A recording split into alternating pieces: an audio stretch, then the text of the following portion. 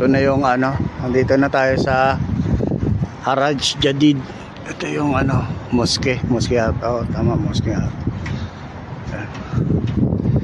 Dito sa looban yung ano, mga nakakalat na ano, surplus.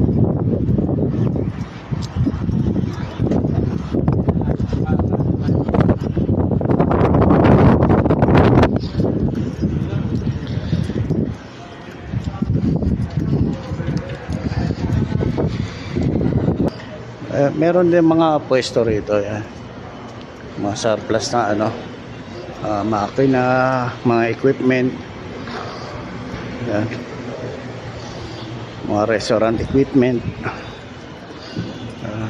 mga office tables, chairs, ito mga lumang computer, cashier register, cashier.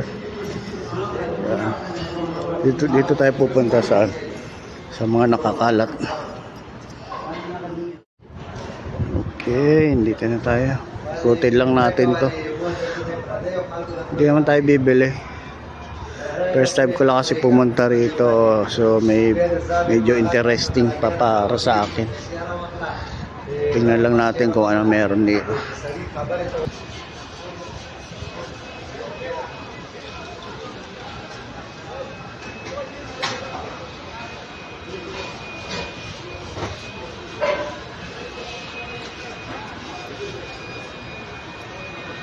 Mga power tools.